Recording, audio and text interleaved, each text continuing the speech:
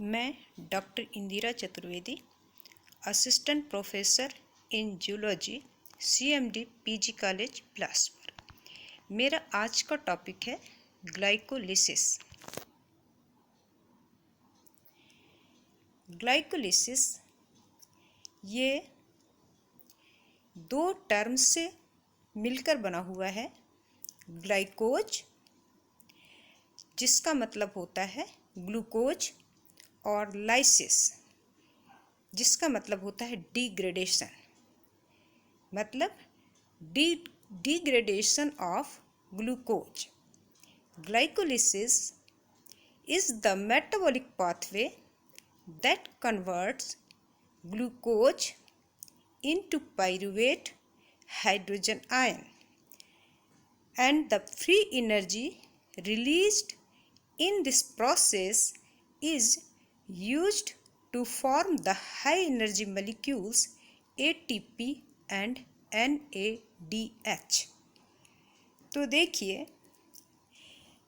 Glycolysis में pyruvic acid का biosynthesis होता है ग्लूकोज और अदर एनी हेक्सोस शुगर से। इस में ये जो प्रोसेस होती है इसमें ऑक्सीजन रिक्वायर्ड नहीं होती, इसमें ऑक्सीजन की ज़रूरत नहीं होती, इसलिए ये एनारोबिक प्रोसेस होती है और ये कैटालाइज्ड होती है एंजाइम से। ग्लाइकोलिसिस ऑल लिविंग सेल्स में सेलुलर रेस्पिरेशन का फर्स्ट स्टेप होता है। ऐसे ऑर्गेनिजम्स जिनमें कि ऑक्सीजन अवेलेबल नहीं होती, मतलब एनारोबिक कंडीशन होती है, वहाँ पर पायरुवेट ये लैक्टेट में कन्वर्ट होता है, जिसे फर्मेंटेशन कहते हैं।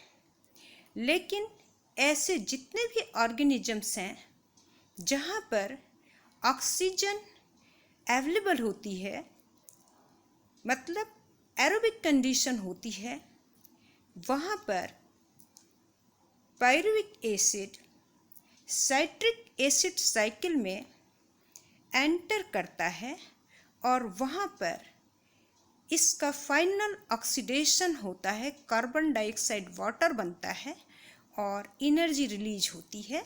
इसे एरोबिक रेस्पिरेशन कहा जाता है। Glycolysis is an oxygen independent metabolic pathway. It is central pathway for glucose catabolism. इसमें ग्लूकोज का एक मॉलिक्यूल ग्लाइकोलिटिक पाथवे में जब एंटर करता है तो इससे इसका यहाँ पर पार्शियल ऑक्सीडेशन होता है और ये 2 मॉलिक्यूल्स पायरुवेट के देता है। इससे 2 मॉलिक्यूल्स बनते हैं पायरुवेट के।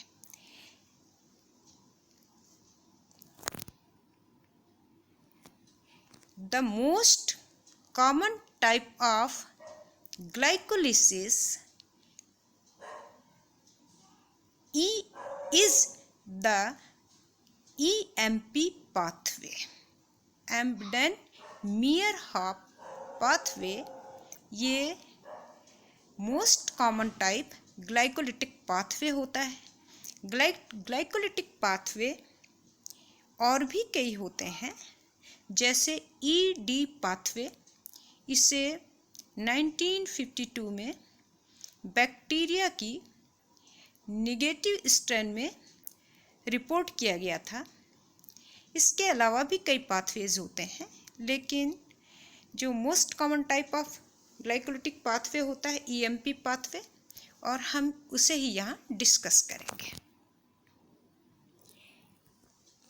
ग्लाइकोलिसिस ये साइटोप्लाज्म में होता है। ग्लाइकोलिसिस की यदि हम फेजेस देखें तो इसमें 2 फेजेस होती हैं। फेज 1 ये प्रिपरेटरी फेज और इन्वेस्टमेंट फेज होती है।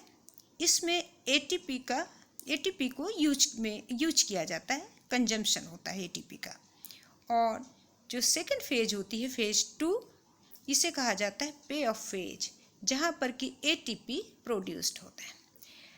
तो जो फर्स्ट फेज होती है प्रिपरेटरी फेज, ग्लाइकोलिटिक पाथवे में जो फर्स्ट 5 स्टेप्स होते हैं ये इन्वेस्टमेंट प्रिपरेटरी फेज होती है। इसमें एनर्जी का कंजम्पशन होता है और यहाँ पर ग्लूकोज जो कि 6 कार्बन कंपाउंड होता है ये यहाँ पर टूटता है और इससे बनते हैं 2 कंपाउंड्स जो कि 3 कार्बन शुगर होती हैं। ग्लूकोज G3P ग्लिसरैल्डिहाइड 3 फॉस्फेट में कन्वर्ट होता है। मतलब यहाँ पर हेक्सोस चेन जो होती है इसका क्लीवेज होता है। पे ऑफ फेज ये लास्ट 5 स्टेप्स होते हैं जिसमें कि एटीपी और NADH इसका प्रोडक्शन होता है एनर्जी रिच कंपाउंड का, और यहाँ पर G3P ये कन्वर्ट होता है पायरूवेट में। तो यदि हम इसका स्टेप वाइज ये जो step wise explanation of glycolysis, हम इसके स्टेप्स देखते हैं। इसका first step phosphorylation of glucose. जब फर्स्ट रिएक्शन होता है इसमें ग्लूकोज का फॉस्फोरिलेशन होता है। फॉस्फोरिलेशन का मतलब है ग्लूकोज में फॉस्फेट का एडिशन होना। यदि एडिशन होता है फॉस्फेट का तो इसे हम कहते हैं फॉस्फोरिलेशन। ये रिएक्शन कैटालाइज्ड होता है हेक्सोकाइनेज और ग्लूकोकाइनेज से।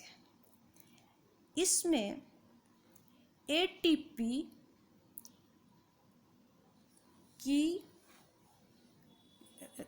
रिक्वायर्ड होता है, एटीपी की प्रेजेंस में होता है। एटीपी इसमें इसका हाइड्रोलिसिस होगा, एटीपी टूटता है यहाँ पर और एडीपी बनाता है, और ये जो फॉस्फेट होता है ये ग्लूकोज के साथ अटैच हो जाता है। तो ये जो रिएक्शन होता है ये इरिवर्सिबल रिएक्शन होता है। मतलब ग्लूकोज 6 फॉस्फेट अब ग्लूकोज में कन्वर्ट नहीं हो सकता,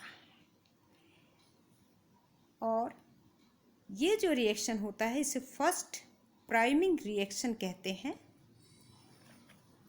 क्योंकि ये जो फर्स्ट रिएक्शन है एनर्जी इन्वेस्टमेंट फेज का फर्स्ट रिएक्शन होता है, इसलिए इसे कहा जाता है first priming reaction. Glucokinase hexokinase का आइसोजाइम होता है, और ये ह्यूमन या मोस्ट अदर वर्टिब्रेट्स की लीवर या पैनक्रियाटिक सेल्स में होता है। देखिए फॉस्फोरिलेशन ऑफ ग्लूकोज, यहाँ आप देखिए ग्लूकोज इसका फॉस्फोरिलेशन होता है और ये ग्लूकोज 6 फॉस्फेट में कन्वर्ट होता है।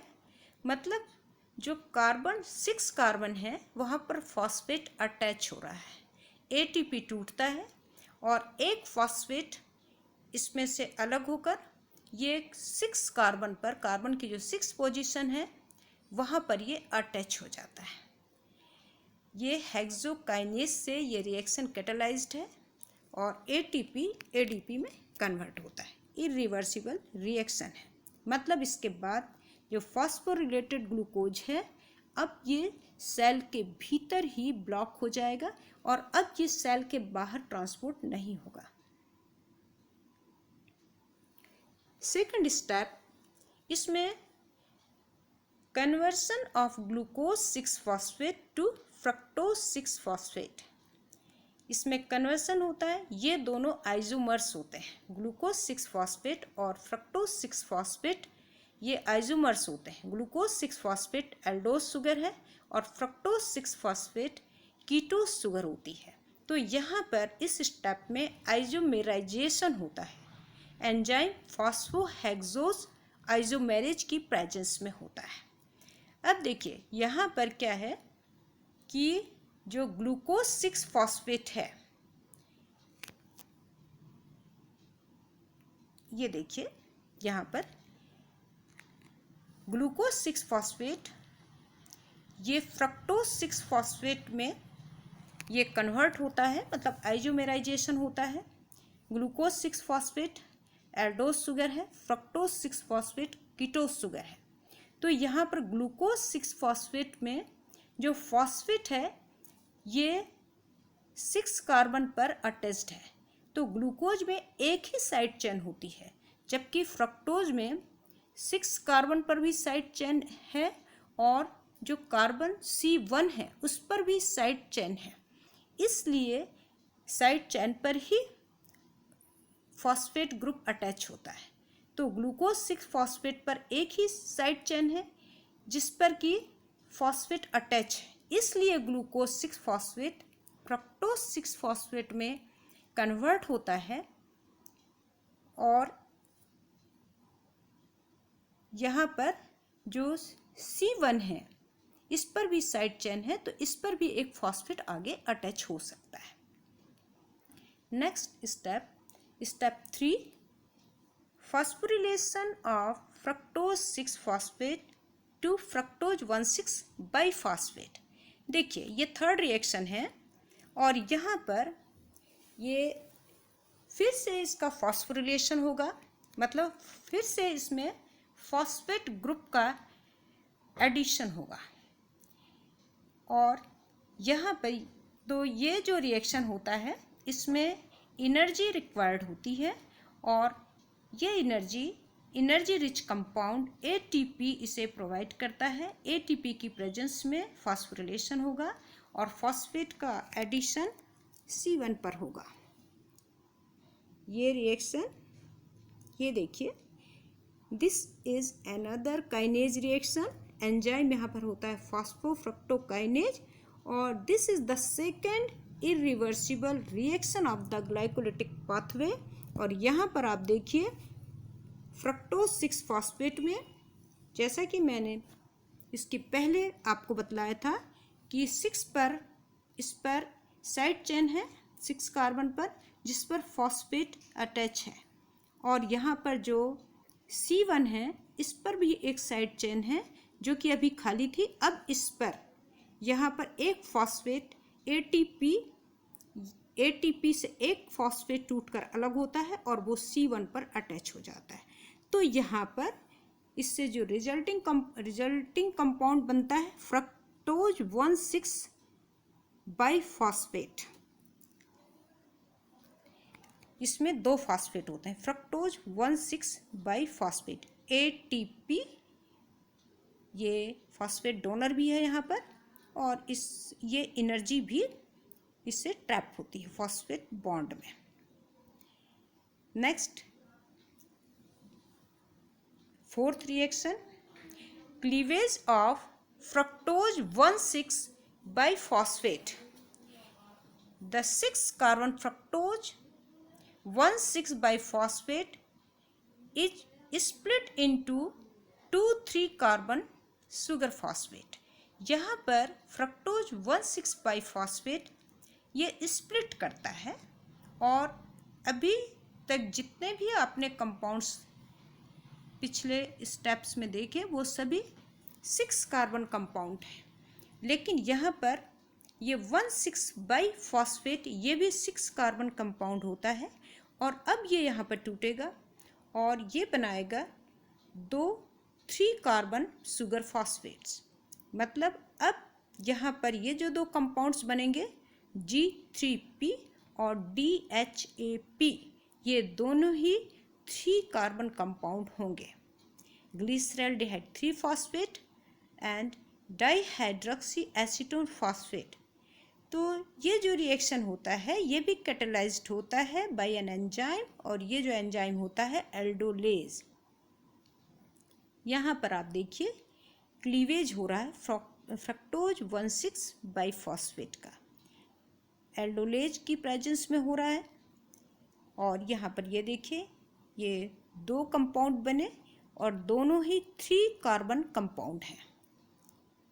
इसके बाद में नेक्स्ट 5th रिएक्शन स्टेप 5, यहाँ पर आइसोमेराइजेशन होता है, isomerization of the triose phosphate. DHAP और G3P ये दोनों ही आइसोमर्स होते हैं। DHAP कीटोस शुगर और G3P एल्डोस शुगर होते हैं।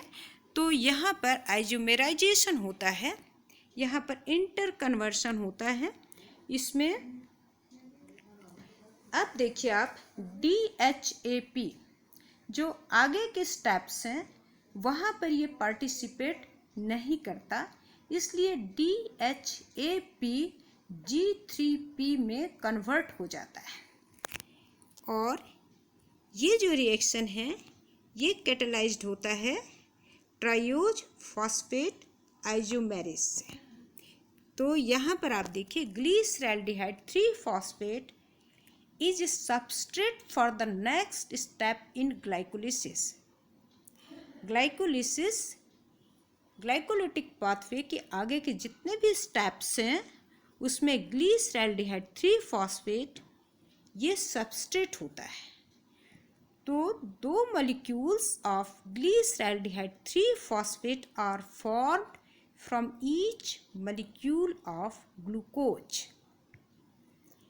ये देखिए यहाँ पर ये एंजाइम है आइसोमेरेज, और यहाँ पर dihydroxy acetone phosphate glyceraldehyde 3 phosphate में ये कन्वर्ट होता है।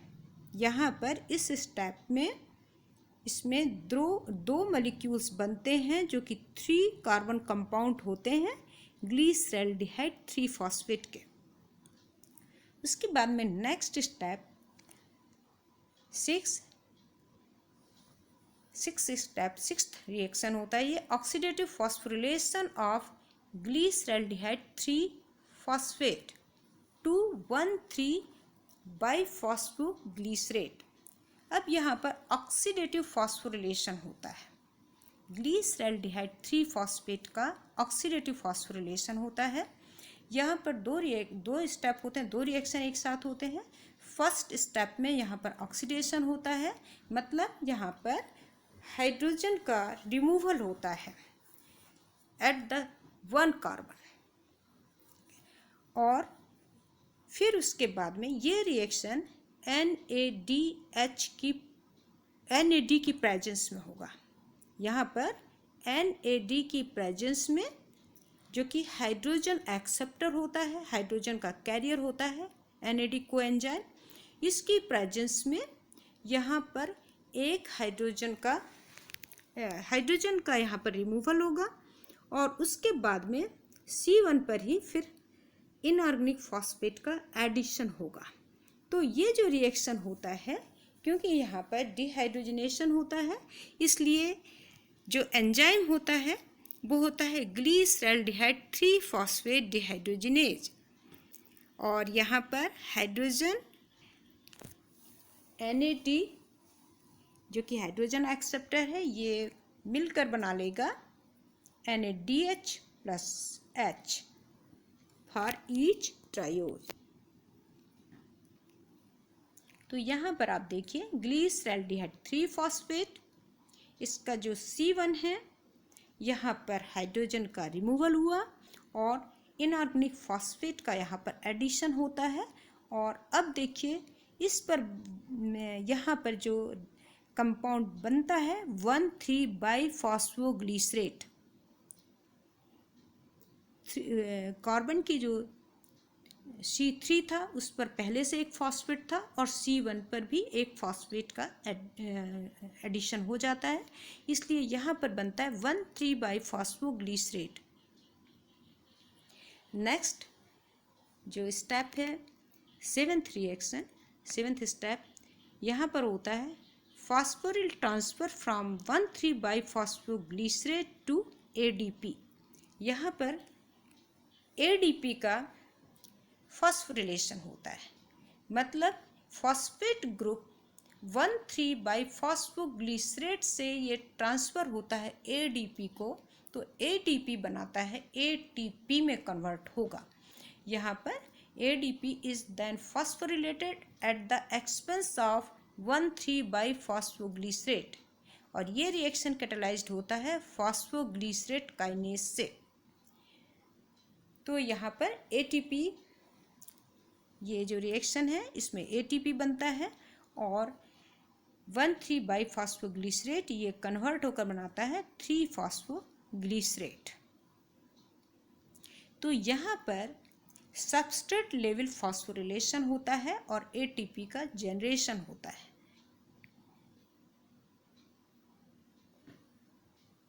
इसके बाद में यहाँ देखिए 1,3-बाइफॉस्फोग्लिसरेट, और ये 1,3-बाइफॉस्फोग्लिसरेट इसमें फॉस्फेट जो C1 पर फॉस्फेट होता है, ये फॉस्फेट ग्रुप ट्रांसफ़र होता है ADP को, और ADP से ATP का सिंथेसिस होता है। यहाँ पर देखिए ATP का यहाँ पर जनरेशन होता है, डायरेक्ट फॉस्फेट लेवल पर फॉस्फोरिलेशन होता है और ATP का सिंथेसिस होता है। तो ये जो रिएक्शन होता है ये ATP का सिंथेसिस होता है यहाँ पर। इसके बाद में next conversion of three phosphoglycerate to 2-फॉस्फोग्लिसरेट। ये जो रिएक्शन होता है इसमें 3-फॉस्फोग्लिसरेट ये कन्वर्टेड होता है इनटू 2-फॉस्फोग्लिसरेट।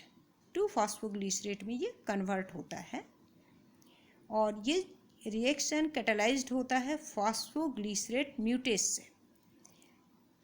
तो यहाँ पर आप देखिए 3-फॉस्फोग्लिसरेट 2-फॉस्फोग्लिसरेट में कन्वर्ट होता है, मतलब कार्बन C3 पर जो फॉस्फेट था वो C2 पोजीशन पर ट्रांसफ़र हो जाता है और ये यहाँ पर फॉस्फोग्लिसरेट म्यूटेज की प्रेजेंस में होता है। ये दोनों ही C3 कार्बन कंपाउंड होते हैं। इसके बाद में next dehydration of two phosphoglycerate to phosphoenol pyruvate. Dehydration होता है इसमें 2-फॉस्फोग्लिसरेट का फॉस्फोइनोल पाइरुवेट में। तो ये जो रिएक्शन होता है इसमें H2O का रिमूवल होता है, H2O रिलीज होता है यहाँ पर और ये पैप बनता है इसमें। ये रिएक्शन कैटालाइज्ड होता है इनोलेज से। ये देखिए इनोलेज एंजाइम है, यहाँ पर HOH C3 C2 पर जो OH और H है ये यहाँ पर रिमूव होते हैं और ये बनता है फॉस्फोइनोल पाइरुवेट। इसके बाद में last step 10th reaction transfer of the phosphoryl group from phosphoenol pyruvate to ADP।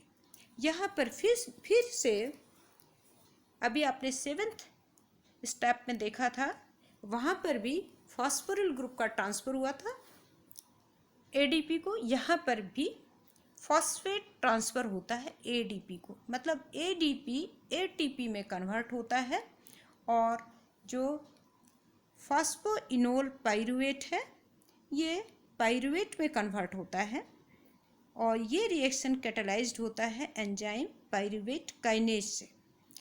ये थर्ड इरिवर्सिबल रिएक्शन होता है of the pathway. Third irreversible reaction of the pathway, और यहाँ पर सबस्ट्रेट लेवल फॉस्फोरिलेशन होता है और एटीपी यहाँ पर ये यील्ड करता है। तो यहाँ पर आप देखिए फॉस्फोइनोल पाइरूवेट ये कन्वर्ट होता है पाइरूवेट में। फॉस्फोइनोल पाइरूवेट में C2 पर जो फॉस्फेट ग्रुप है ये ट्रांसफ़र होता है ADP को, ADP कन्वर्ट होता है ATP में, डायरेक्ट यहाँ पर सबस्ट्रेट लेवल का फॉस्फोरिलेशन हो रहा है, ATP का सिंथेसिस हो रहा है, फॉस्फोइनोल पाइरूवेट पाइरूवेट में कन्वर्ट होता है। अब देखिए fat of pyruvate under anaerobic condition, यदि एनारोबिक कंडीशन होती है जहाँ पर ऑक्सीजन नहीं होती, तो ऑक्सीजन के एब्सेंस में पाइरूवेट ये कन्वर्ट हो जाता है लैक्टेट में और इसमें NAD बनता है, to regenerate NAD for the pathway. इसमें रीजेनरेट होता है NAD क्योंकि ये जो रिएक्शन है NADH प्लस H इसमें नीडेड होता है, और ये जो NADH है ये ऑक्सीडेशन जब G3P का होता है स्टेप 6 में, वहाँ पर ये बनता है और ये यहाँ पर काम आता है। तो the reduction of pyruvate by NADH to form lactate is catalysed by lactate dehydrogenase. यहाँ पर लैक्टेट डिहाइड्रोजिनेज से रिएक्शन कैटलाइज्ड होता है। तो वैरायटी ऑफ माइक्रो ऑर्गेनिजम्स, बहुत सारे माइक्रोब्स होते हैं जिनमें कि एनारोबिक कंडीशन होती है, मतलब वहाँ पर मॉलिक्यूलर ऑक्सीजन नहीं होती, तो वहाँ पर पाइरूवेट लैक्टेट में कन्वर्ट होता है और इसे हम कहते हैं लैक्टिक एसिड फर्मेंटेशन। और ऐसा बहुत सी हायर ऑर्गेनिज्म की सेल्स में भी होता है, मसल सेल्स में होता है। और जब वहाँ पर इंटेंस एक्टिविटीज़ होती हैं, मतलब जैसे ड्यूरिंग एक्सरसाइज, तो वहाँ पर ऑक्सीजन की कमी हो जाती है, तो वहाँ पर भी फर्मेंटेशन होता है, मतलब वहाँ पर भी पाइरूवेट लैक्टेट में कन्वर्ट होता है। ये देखिए आप, ये अभी हमने आपको बतलाया था ये ग्लिसरॉल्डिहाइड 3 फॉस्फेट, जब इसका ऑक्सीडेशन होता है तो इसमें से हाइड्रोजन का रिमूवल होता है NAD की प्रेजेंस में। NADH प्लस H बनाता है, और ये जो NADH प्लस H है ये पाइरूवेट जब रिडक्शन होता है लैक्टेट में, तो यहाँ पर ये जो H है ये इसकी ज़रूरत होती है और NAD यहाँ पर फ्री हो जाता है, और जो फिर से पाथवे में यूटिलाइज किया जाता है। Fate of pyruvate under aerobic conditions, जब एरोबिक कंडीशंस होती हैं तो pyruvate is oxidise to acetate, और ये एसीटेट में ऑक्सीडाइज होता है और उसके बाद में ये साइट्रिक एसिड साइकिल में एंटर करता है। वहाँ पर इसका फाइनल ऑक्सीडेशन होता है, कार्बन डाइऑक्साइड वाटर बनता है, एनर्जी रिलीज होती है in the form of ATP का वहाँ पर सिंथेसिस होता है। एनर्जेटिक्स यदि हम इसमें देखें तो इसमें टोटल इनपुट यदि हम देखें ऑफ ऑल 10 रिएक्शंस, तो इसमें आप देखिए ये ग्लूकोज के सिंगल मॉलिक्यूल्स से हमने स्टार्ट किया था ये पाथवे, और इसमें 2 पाइरूवेट के मॉलिक्यूल्स बनते हैं और यहाँ पर 2 ATP को यूटिलाइज किया जाता है, जबकि 4 ATP का यहाँ पर जनरेशन होता है। 2 NAD 2 H 4 ADP 2 PI इसको भी यूटिलाइज किया जाता है, और यहाँ पर 4 ATP 2 H2O 2 NADH 2 ADP।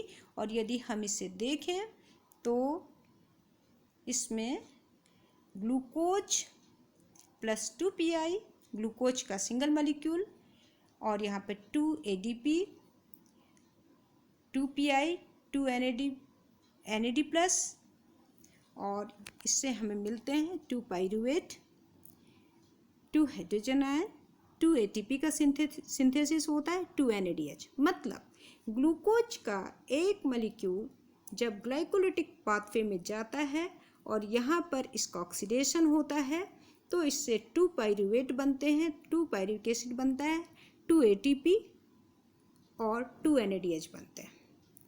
तो ये पूरा जो यदि हम ग्लाइकोलिटिक रिएक्शंस पाथवे लें तो ग्लाइकोलिसिस में ग्लूकोज ऑक्सीडाइज होता है पायरूवेट में, NAD प्लस ये रिड्यूस्ड होता है NADH में, और ADP इसका फॉस्फोरिलेशन होता है, ये फॉस्फोरिलेटेड होकर बनाता है ATP। थैंक्स।